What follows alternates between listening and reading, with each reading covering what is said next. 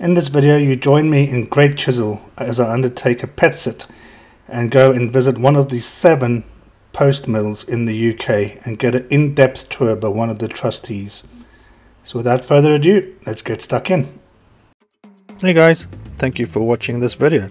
If you're new here, I'm Elton, a 50-something-year-old undertaking a long-term photography project in my 1996 Heimer.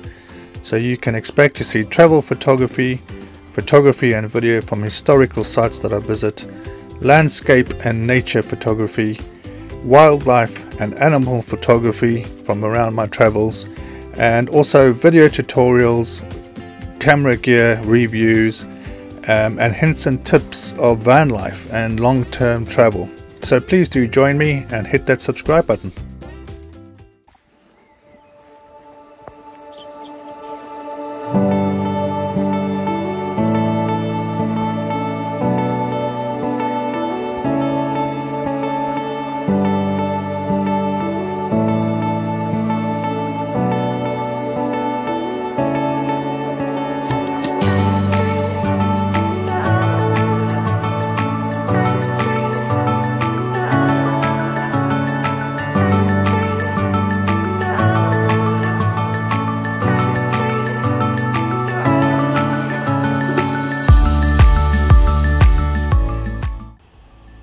Hey everyone, and welcome back to the channel. So for this pet sit I found myself back in Cambridgeshire near Royston, looking after what proved to be a bit of a Houdini of a black Labrador pup. I think he was just under 2 years old or 2 years old, and yeah, during my 1 week stay with him he managed to escape the garden on 3 different occasions. Fortunately, as you can see, it's a very rural area, so he only escaped into farmlands and rural spaces. There was a pond on site which Sharka accidentally slipped and fell into at one stage, where I slightly panicked, but he remembered how to swim and found his way back to shore. Found this outside one of the local pubs. I suppose if you go to drink and drive, horse is the best way to do so, safely.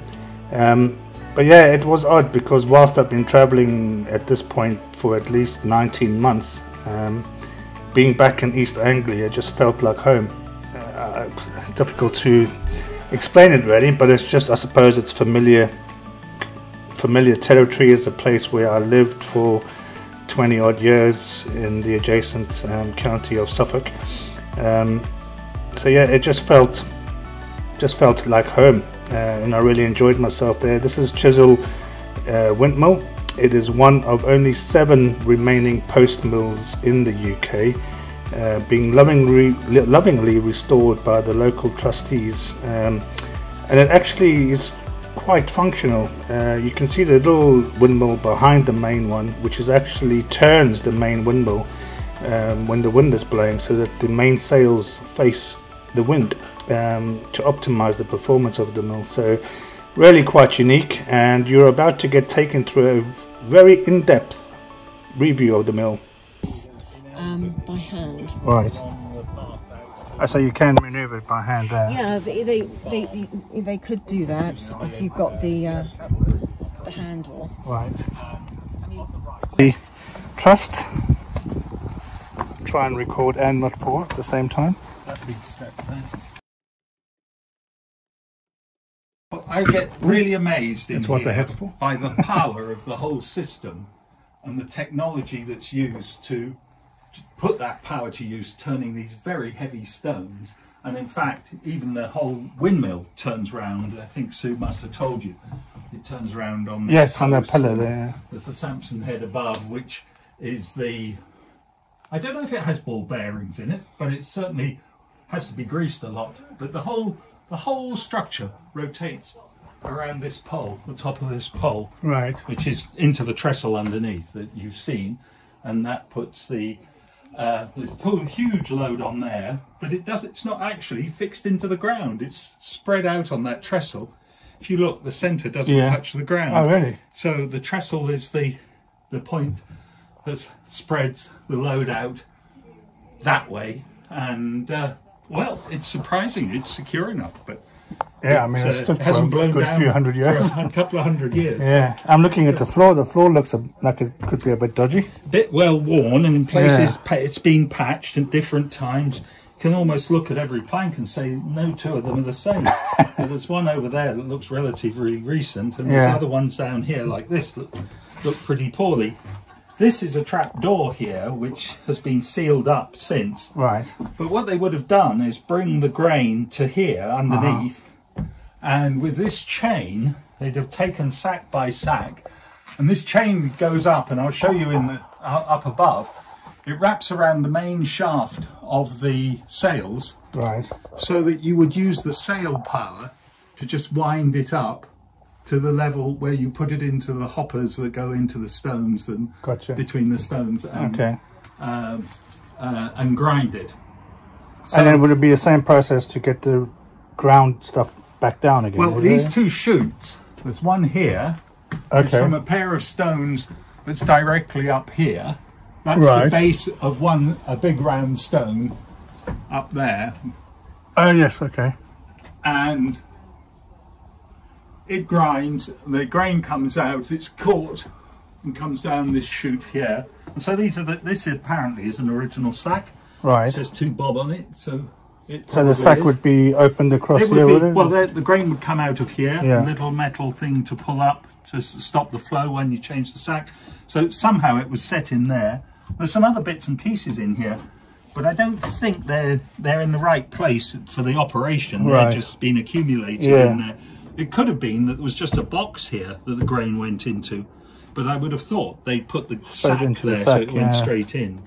And then the sack down the hatch, is it? Sack could go down the hatch again, and that would be the easiest way to do it. So this gadget here is a speed governor for the wheels. The rate at which the wheels turn is determined rather by the friction between the two stones as it turns, and this will notice that the stones are turning faster or slower, and if they're to start to turn too fast, the balls here, the governor, fly outwards, and that provides a resistance by lifting this point upwards as the balls come out. I can just make it move. It lifts this, which lifts this bar.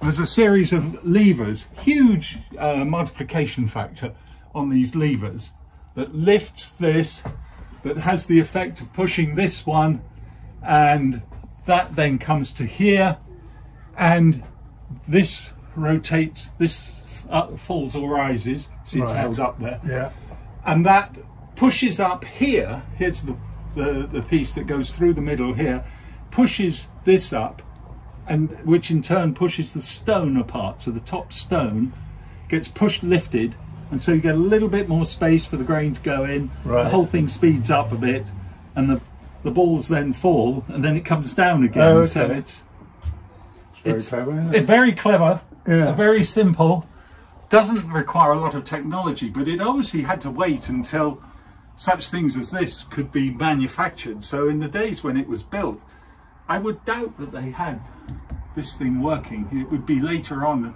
in the 19th century that they would have had a gadget like that. And with all the technology of the early 1800s, it was the era of first railway engines and so forth. They were beginning to do pretty well with their mechanical engineering technology. It's quite impressive.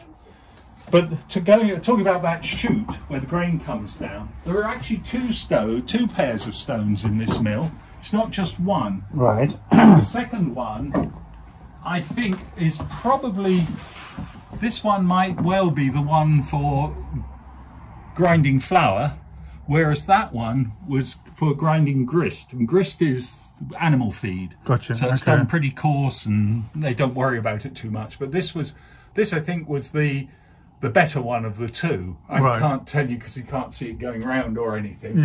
But so the bottom stone doesn't move, right? This bottom stone is static, and the one above the top spins one around. But this pushes through into the one beneath. So this actually is rotating here because that takes this off round this belt, and there's another of these governors Right. that control the speed with which that's turning. So Gotcha. Okay. that's attached to the top stone in the centre, but the bottom stone, well, you can see its extent. You can see how far round it comes there. Yeah. It's got that metal band round like you've seen outside. So that was the, as I said, that's probably the better of the two grindstones, but it's difficult to tell. And they might well have swapped them over and said, oh, we'll have this new stone on this piece of the on this new stones on this pair, or new stones on that pair. Gotcha. But it must have been an important thing to do, to put new stones in, because the Yeah, I don't know, how would they get them in here? well, Have to carry them up the an stairs, awful isn't it? lot of block and tackle and Yeah. using the wind itself. As I said, they use the Almost wind like the hydraulic thing. yeah. I don't know that they would have had anything hydraulic then. They wouldn't have had the Just seals. pulleys, yeah. So I think it's all mechanical leverage that got everything up. So well, the other thing that amazes me in here is that on top of this post, here and this beam, it's massive. I don't know where they found the tree that long to do it with, but that takes the weight of the entire structure that we're standing in, including the stones and the whole, because the whole thing can turn round. Right. And all the weight goes through this post, and this post is also wood. that's also oak, and that goes onto the trestle you saw down below. Right. So it's an astonishing feat of not just engineering, but finding huge pieces of oak like this that can support the weight of. Well, I hesitate to guess how many tons, but some things are better not known. Probably 20 tons of wood in here, so it's a very hefty machine. And then there's all sorts of other controls that you think, oh, what was this for? And this would set the the rate at which it was the rate at which it was grinding, the size of the gap between the stones. Right. Because you could turn this, and that then is working on this lever, so it's setting it. Okay. Which then this one will fine tune it. Okay.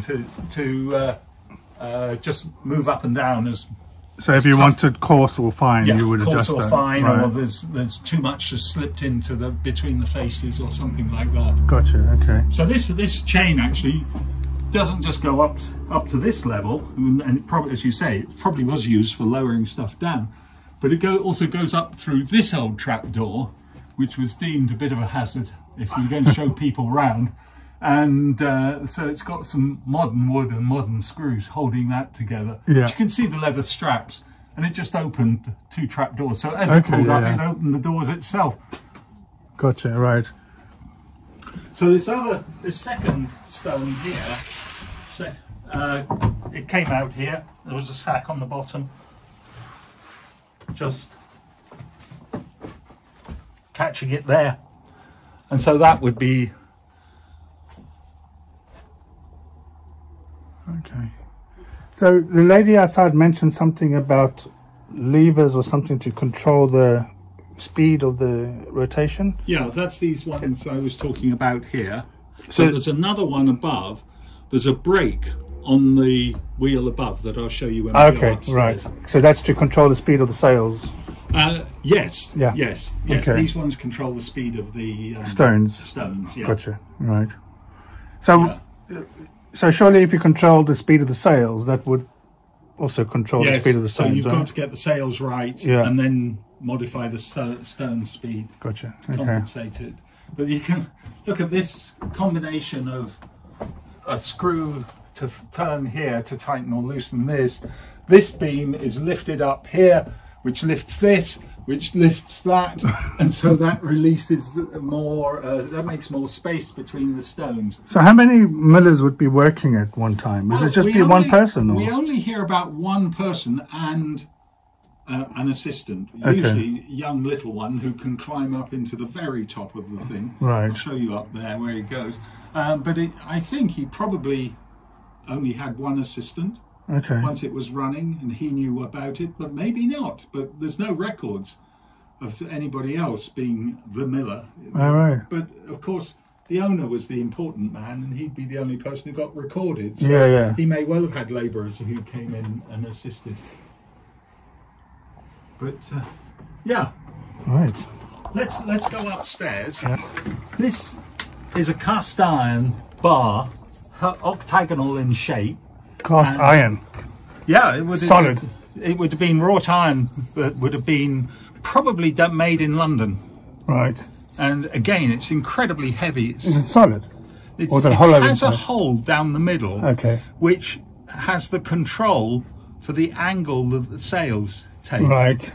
And so you would push the rod that goes all the way through here out into what's called the spider at the far end, Yeah. which would change the angle of the sail boards, actually, not the sails themselves, the Right, boards okay. that were fixed to it. So it would control, if the wind was coming up or going down, you would alter it so that the speed of the sails was optimized. Right. But in addition to that, there was a brake on it as well, and you can see this. It looks rather like a giant version of modern drum brakes. This shoe that runs right across yes, the bottom yes, yes. here, it's on a lever that goes up to here, onto this, and there, and there is the rope here that meant he could control the speed of the sails from the very bottom of the windmill. Gotcha. Okay. Just by pulling on that, it would lift this. That bolt doesn't hold it in place. I don't know what that bolt's doing, but it lifts this up, which levers onto. There's a lever in there which goes to there, which pulls the shoe up against it. It's real Heath Robinson stuff. Yeah. God. But it works. So that's controlling the sails and the speed of rotation. And it's a pity here that this is being disconnected. This gear, this is a cast iron gear. I dare say it was trimmed with a file to get the teeth like that, so they mesh nicely. And then there's this wooden wheel which is attached to the main shaft, and you can see that the ratio of the number of teeth on that to the number of teeth on this meant that this spun very much faster than that did. Yeah. Now this stood more or less vertically up here, so the teeth here would mesh with the teeth down there. Right. And there was something that held it in just in here, which we haven't got. It's the sort of thing that it would be necessary to replace. There's the shoe there, or bearing, that would have held that just in there. Gotcha. Right. And so that would be then turning affixed to the top stone here and turning that. And this box in here would be, the grain would fall in here, go between the stones as they turned around steadily, and as it got finer and finer, everything moves towards the outside and falls into this box here. And there's leather flaps that just carry the grain round to the chute where it goes out. Okay. Sorry, not the grain, the flour. Right. Okay. Flour, where the flour comes out down That chute down that we there saw and down the off bottom. down the chute. Right. So someone up here had to be having a look at, was the hopper here full? Yeah. And was it running through at a steady speed? So there's a little gate on here that allows the grain to fall through at a certain rate. Right. And sometimes it's not on this one, maybe it's on that one.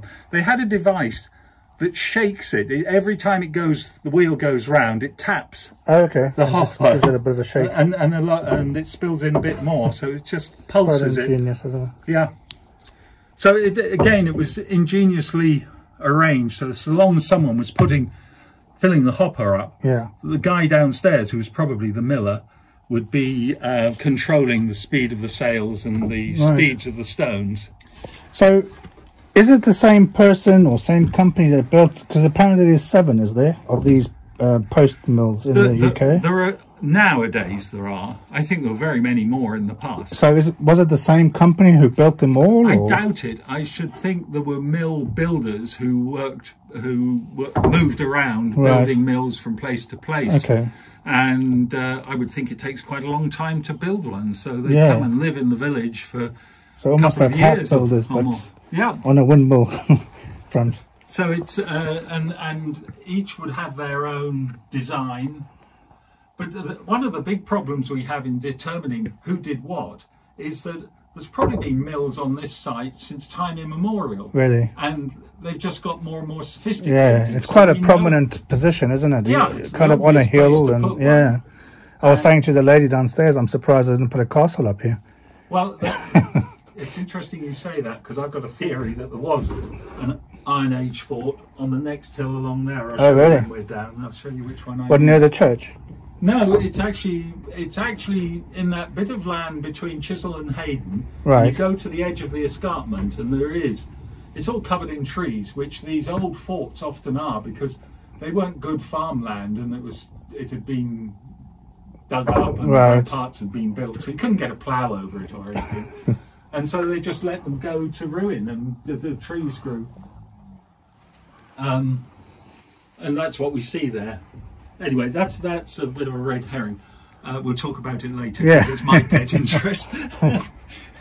So, what they had with these wheels, the gear teeth actually work on the other side. This is, you put them in from the other side, and this is just, you make sure everything's firm and rigid. Right. So if you go around the corner there, Be so wary about me head. yeah. Right. So this is the same type of mechanism as you saw over there. There's the hopper that the grain got put in. Yeah. Here's the pinion gear that is out of place, but it would have been fixed to this side here, or even there. That would be where the bearing was.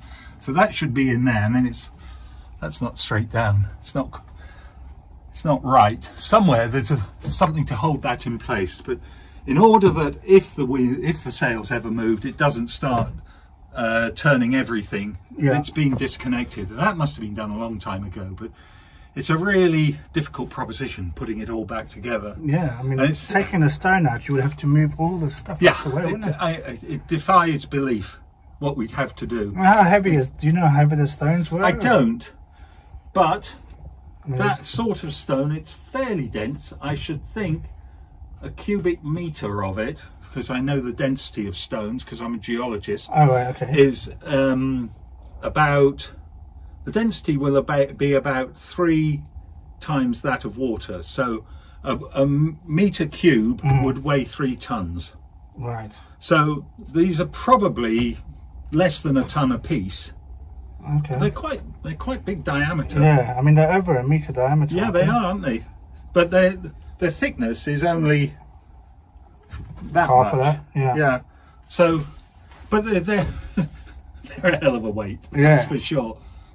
So anyway, the teeth you can see here, and these even look oily, and they have been lubricated, and they get put in from this side. So they're made out of apple wood, which apparently is the best hard wood Okay. to do it with, and they would have had a stock of these ready-made to go in, Right. and then they fix them so they're really firmly in from the other side.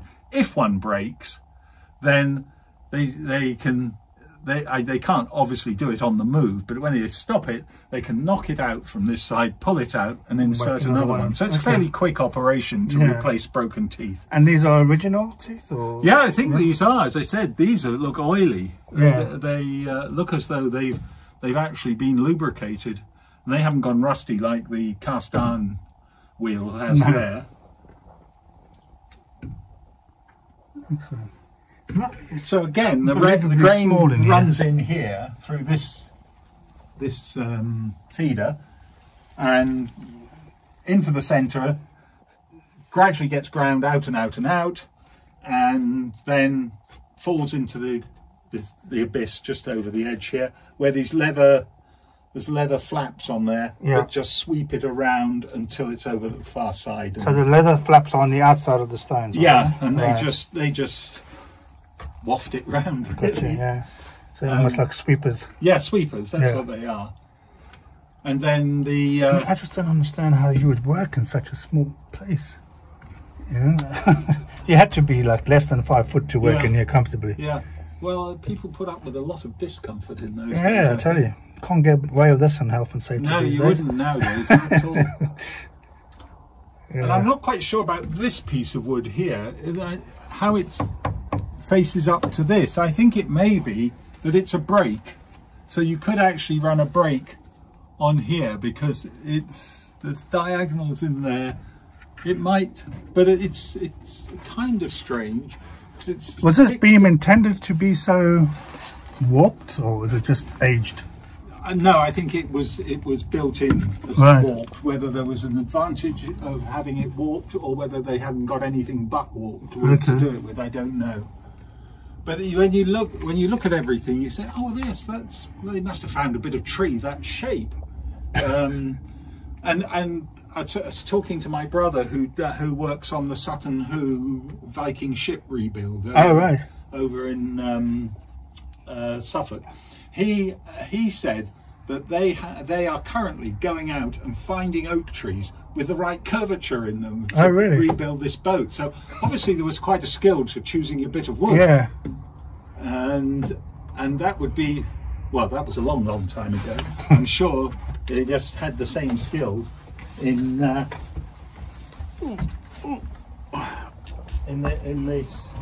era.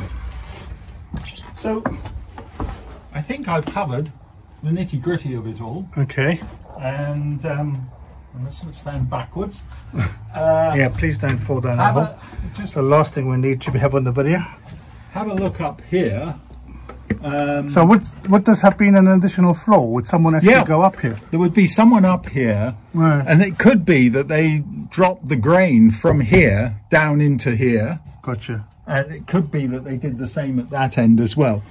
But so those were the original steps up there, were they? Yes, that's the steps to go up, and you can see what the head height is. That's the top of the windmill up there. It's the tallest room. So it's you and I would have a miserable time if we were up there, unless we were just standing on top of the shaft.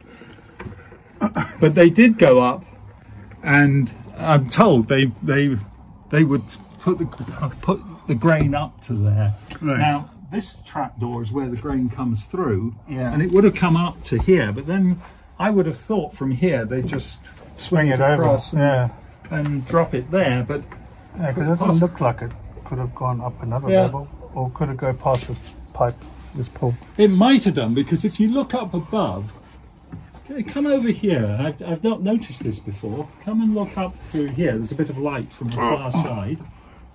There's another shaft up there with a gear wheel on it and a lot of chains and ropes. I have to adjust the brightness in post-edit. See what we can see up here. And yeah, there's definitely something.